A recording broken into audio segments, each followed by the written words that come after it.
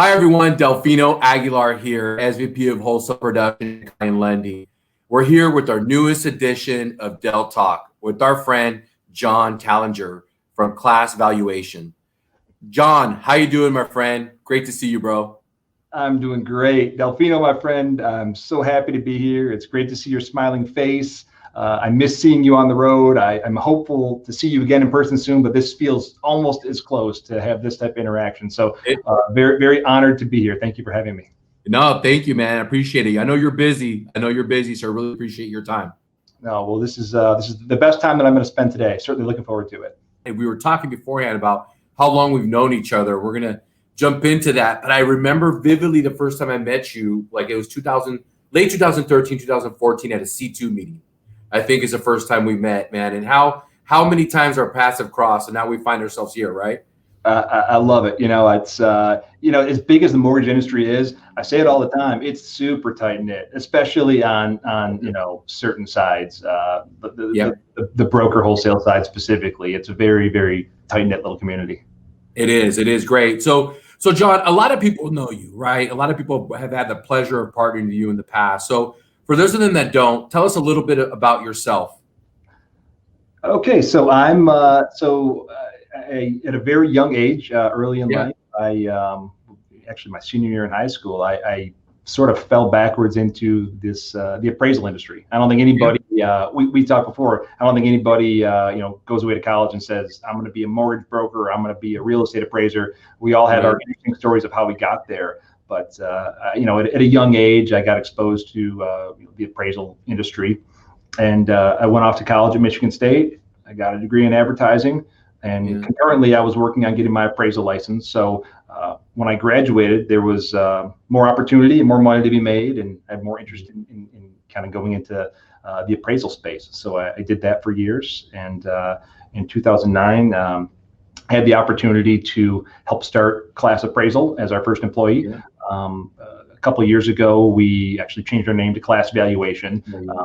Really not much of a major change, just more so signaling to the industry where valuation's headed. It's a little bit broader than just traditional appraisals. So at it for a bit. I've been at Class ever since. I love it.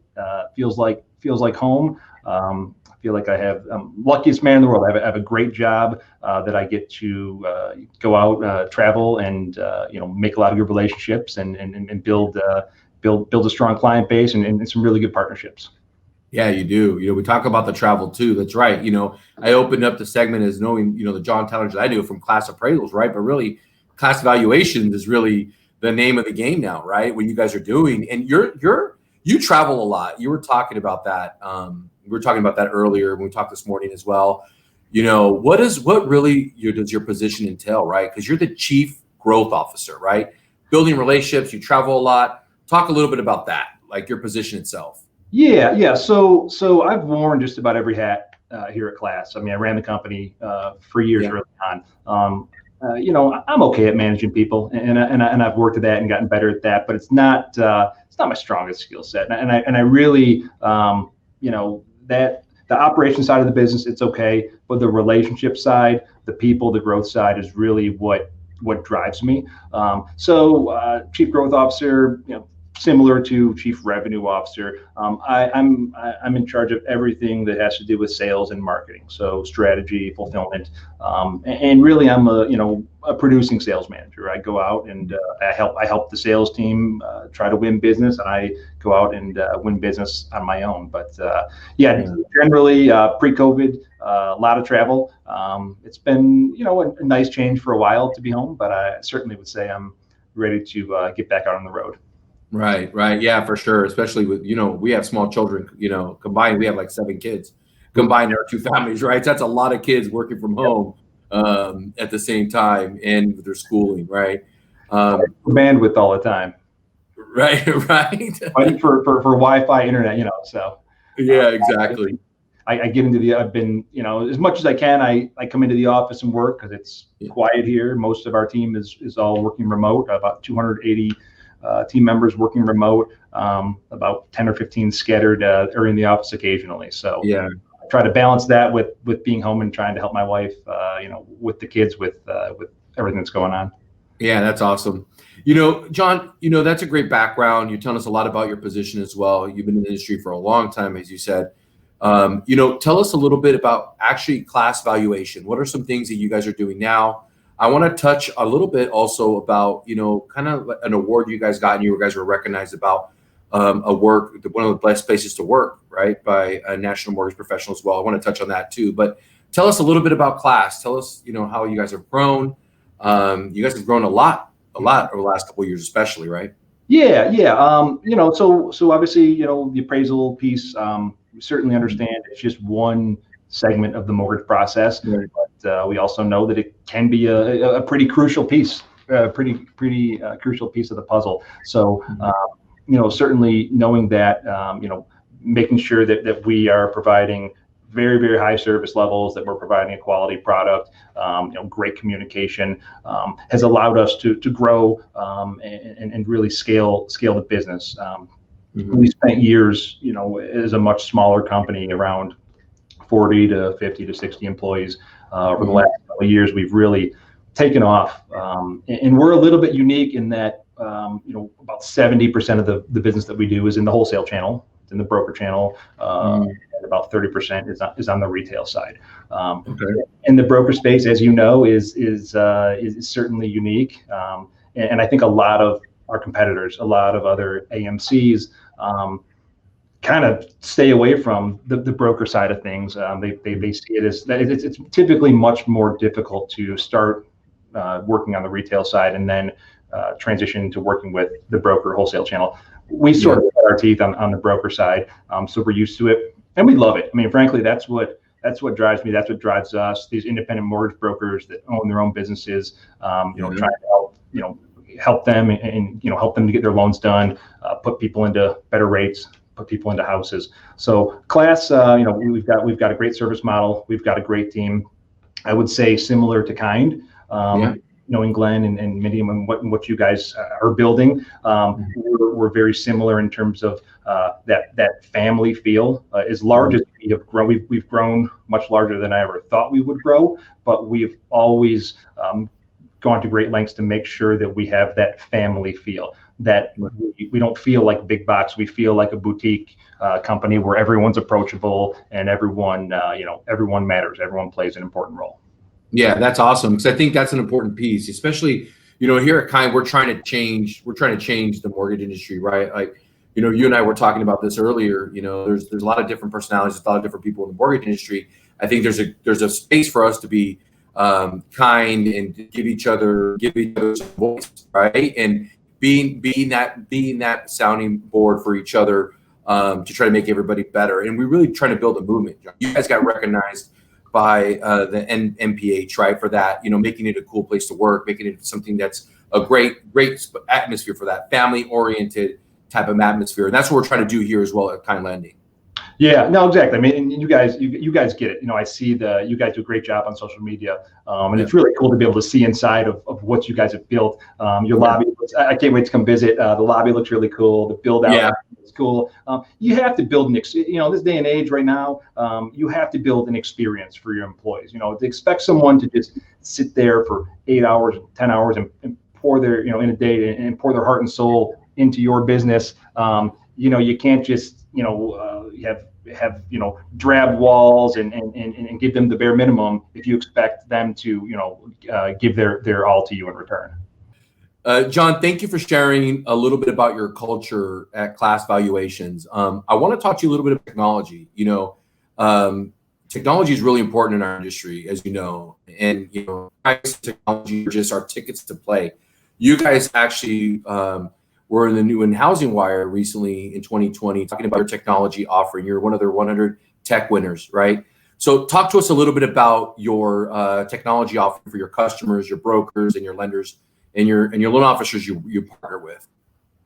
Yeah, absolutely. So that was it's a big honor for us, and I think we've won it a couple times. And I can tell you, there's so many things behind the scenes that we've been working on that we're slowly starting to talk about, because you have to get them to to completion before you can really get them out there. But so just like you guys have seen so many advances on the mortgage side of the industry, technology being able to create all sorts of different efficiencies, we're really a leader, and our goal is to lead the valuation space. And we're being very, very mindful as well, especially being an appraiser myself.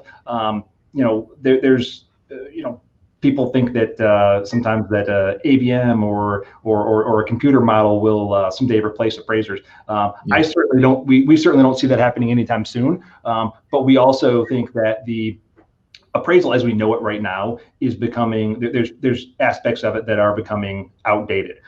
So what we've done is we've worked very diligently to help build technology that creates significant efficiencies. There's some things that we have going on, property fingerprint. There's some internal scanning of the property. Awesome. that we've been developing behind the scenes. And our goal is to not remove the appraiser from the process, it's to put better tools in the appraiser's hands to make their job more efficient, to be able to, not to go into too much detail, but I can tell you, appraising houses years ago, some of the difficult parts are, capturing good pictures of the house and getting a really good view that the end user, that the risk-based decision maker can see and be able to determine what the condition of that property is. Also to get accurate measurements of that specific property. And the technology that we've built helps to accomplish those things. So our hope is to be able to reduce turn times and to be able to help with the appraiser population. We've seen shortages with appraisers right now, or a supply problem with appraisers. We want to be able to allow those appraisers to do the job faster and more accurately. Right. Yeah, definitely. Yeah, I think, correct me if I'm wrong, John, but like the average age of an appraiser is over 50, 55, I think.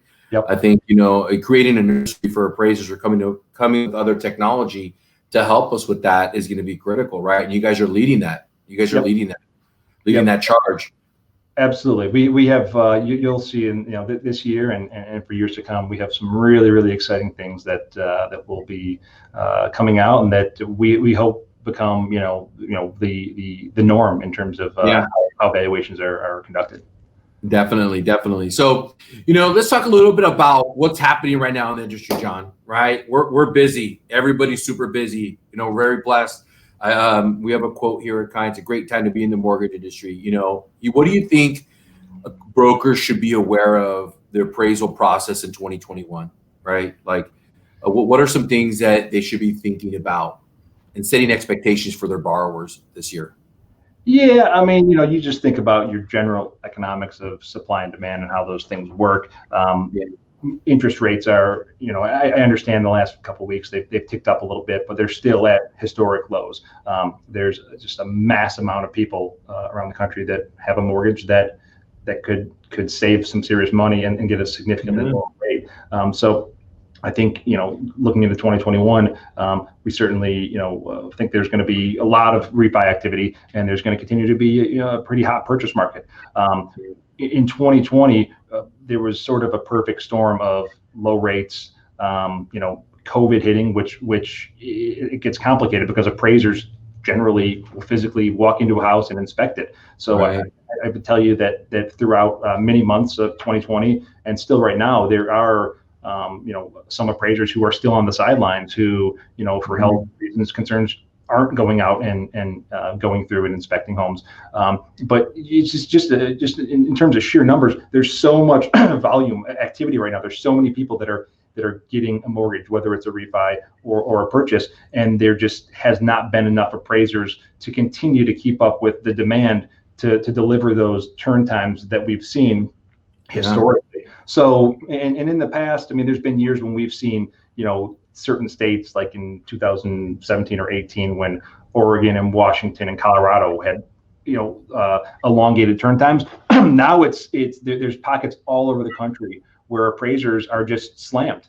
And it's good for them. It's great to see the appraisers, being an appraiser again, myself, it's great to see them do well, have a lot of business, but in a lot of instances, they have too much business. And when you're trying to close a purchase loan quickly and you're waiting on an appraisal as the last thing, it can get very, very tricky. So hopefully there's some relief at some point where there's some time to come up for air and the appraiser can get caught up, because that's the last thing that any of us want to do is have to be a logjam in the process. Right. Yeah, definitely. I keep hearing that a lot in all the interviews that we're doing. All the guests you had is setting expectations. You guys do a good job of that, posting your turn times and giving us lenders a good view of when we should expect things to be done. So thank you for that, Jon, because we do really appreciate that, because you're an extension of us as a lender.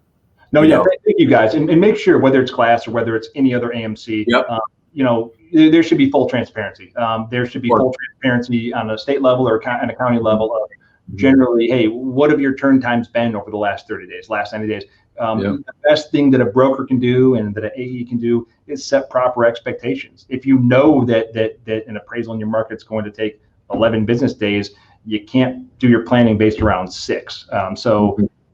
Proper expectations, I think, makes life easier for everybody. Yeah, definitely. So Jon, what's next for you guys? What's going on with Class Appraisals in 2021? What should we? I know we're going to expect big things out of you. You're awesome. Your company's awesome. So what do we expect from you guys in 2021? Well, we're certainly not satisfied with the status quo. We want to get better. We need to get better. We can't wait for the rates to go up or for the appraisal demand and volume to slow down. So we're doing everything we can behind the scenes to help create efficiencies to help be able to deliver faster, to be able to give, better service to our appraisers, better service to our broker clients. So I would expect some great things. The technology piece, there's going to be some huge things that we come out with this year. Right. We're just going to keep, continuing to get better in making sure that we're serving each customer one by one. Of course, we want to grow like anybody else. But at the same time, we have a phenomenal client base, and we really, really like the lenders that we work with. And there's a lot of opportunity for us to grow within the clients that we have. So I think a big focus of ours is to really strengthen the partnerships with a lot of the good lender clients that we currently have, and just really get more involved, see what we can do. We had a good talk earlier briefly about this. I don't know how we didn't get you guys involved in this already, but we're going to. We need to bust it out. Bust it out, Jon. I got the new T-shirt on today. It's the NAMBA Visionary Ambassador. NAMBA is a great organization that Class is very fortunate to be a part of. It's the North American Minority Mortgage Bankers Association, and they just have a great following, a great group, and the initiative that we're specifically focusing on right now with a bunch of the top lenders and players in the industry in the country is they're trying to connect 50,000 high potential, talented undergrads and graduates or recent graduates into, connect them to internships and careers in the real estate and finance industry. So super excited about that. So I got the shirt yesterday and had a Zoom call with them today. So Delfino, you're next. You're going to be the next visionary that we're going to add. And so just trying to be part of, more important, bigger things. And then trying to also continue to find more balance. I know 2020 was a crazy year for everyone. Like you said, you've got an amazing family. I have an amazing family. Trying to step back and smell the roses and appreciate what we have. That's kind of the biggest focus for us right now. Right. Yeah. No, that's awesome. Jon, thank you for bringing that, busting out the shirt. We talked about it earlier. Bust it out again. I definitely want to be a part of that. I'd be honored to be a part of that. I think myself, based on my history and just in general, our industry needs a nursery. We need a nursery, right? We need people to, I had brought that, we were joking about this earlier, but I brought this up in one of our talks. Like, you don't come out of a college and say, I want to become a mortgage broker, an appraiser, or whatever, right? And so I think that's really important. I applaud you guys for that, man. I'd be honored for Kind Lending to be a part of that. I mean, it'd be a blast. And working with everybody, and definitely would be something to participate in that for sure. So I think it's one of the great things that you guys are doing in the mortgage industry. So thank you for that. Oh, thank you. Thank you, guys. It's a pleasure. I got to say, man, it's a pleasure. You guys, we came on board with you guys when you started, and not all clients are created equal. Some are, more high maintenance and others. You and your team have been great to work with. And it really, starts with the mindset that you guys have built as a company. You guys have laid a great foundation. So really excited to be, start with you guys at the ground level and hopefully grow with you guys. Yeah, no, thank you. Thank you, Jon. We're excited, Jon. So listen, thank you for your time today. I really appreciate Jon Tallinger from Class Valuations.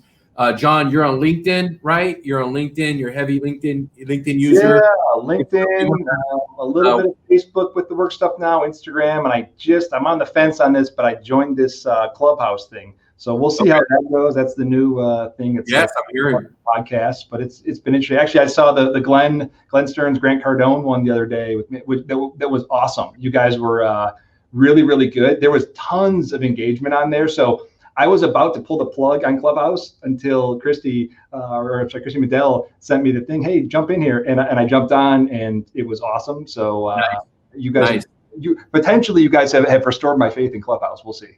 We'll see. Yeah, there's a lot of things. The marketing team wants me on TikTok, so I got to get you on TikTok too, Jon. Dude, what's up? So I have a TikTok account. I don't even have a picture on it. I've never posted anything, but I watch it all the time. So it's great for. There's all the kids team dance stuff like that. Doesn't you won't see me dancing ever. Again, I don't know if I'll ever post anything, but there's some great content on there. Gary Vaynerchuk is like. He told us a couple of years ago, like this is the next thing. And if you're looking for good content, you can find it there. Business related, motivational related, golf related. I've found more little things to fix, little problems in my golf swing on it. So TikTok's really cool. So I'll connect with you guys there, and maybe we'll start doing a couple things around here too. Awesome. That's awesome, man. Well, again, thank you for your time. I'm excited for 2021. I'm blessed for the relationship with you guys. Thank you very much, Jon, for your time. I really appreciate it. If you guys want to know more about Jon, you heard of all the sites on LinkedIn as well, Facebook, Clubhouse now. So, Jon, thanks again. Really appreciate your time, buddy. It's great to see your face. Appreciate it. You too. Talk soon. Bro. Take care, guys. Thank you.